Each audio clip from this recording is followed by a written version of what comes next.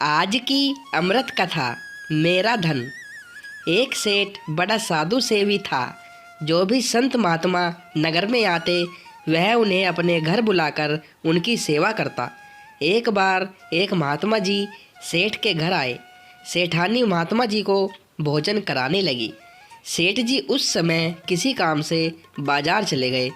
भोजन करते करते महात्मा जी ने स्वाभाविक ही सेठानी से कुछ प्रश्न किए। पहला प्रश्न यह था कि तुम्हारे बच्चे कितने हैं। सेठानी ने उत्तर दिया कि ईश्वर की कृपा से 4 बच्चे हैं।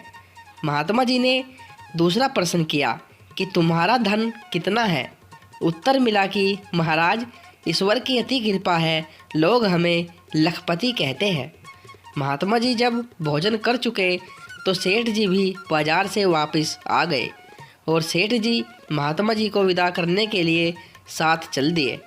मार्ग में महात्मा जी ने वही प्रश्न सेठ जी से भी किए जो उन्होंने सेठानी से किए थे।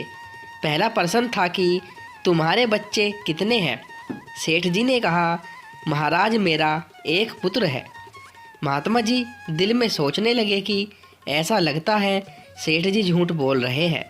इनकी पत्नी तो कहती थी कि हमारे 4 बच्चे हैं और हमने स्वयं भी 3-4 बच्चे आते जाते देखे हैं और यह कहता है कि मेरा एक ही पुत्र है।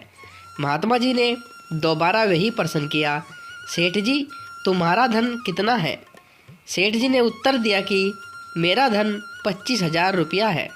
महात्मा जी फिर चकित हुए। इसकी सेठानी कहती थी कि लोग हमें लखपति कहते हैं। इतने इनके कारखाने और कारोबार चल रहे हैं और यह कहता है मेरा धन 25,000 रुपये है। महात्मा जी ने तीसरा प्रश्न किया कि सेठ जी, तुम्हारी आयु कितनी है। सेठ जी ने कहा, महाराज, मेरी आयु 40 वर्ष की है। महात्मा जी यह उत्तर सुनकर हैरान हुए। सफ़ेद इसके बाल हैं, देखने में यह 70-75 वर्ष का वृद्ध प्रतीत होता है और यह अपनी आयु 40 वर्ष बताता है। सोचने लगे कि सेठ अपने बच्चों और धन को छुपाए परंतु आयु को कैसे छुपा सकता है। महात्मा जी रह न सके और बोले, सेठ जी, ऐसा लगता है कि तुम झूठ बोल रहे हो। सेठ जी ने हाथ जोड़कर विनय की, महाराज, झूठ बोलना तो वैसे ही पाप है और विशेषकर संतों के साथ झूठ बोलना और भी बड़ा पाप है। आपका पहला प्रश्न मेरे बच्चों के विषय में था। वस्तुतः मेरे 4 पुत्र हैं, किंतु मेरा आज्ञाकारी पुत्र एक ही है। मैं उसी एक को ही अपना पुत्र मानता हूँ। जो मेरी आज्ञा में नहीं रहते वे मेरे पुत्र कैसे। दूसरा प्रश्न आपका मेरा धन के विषय में था।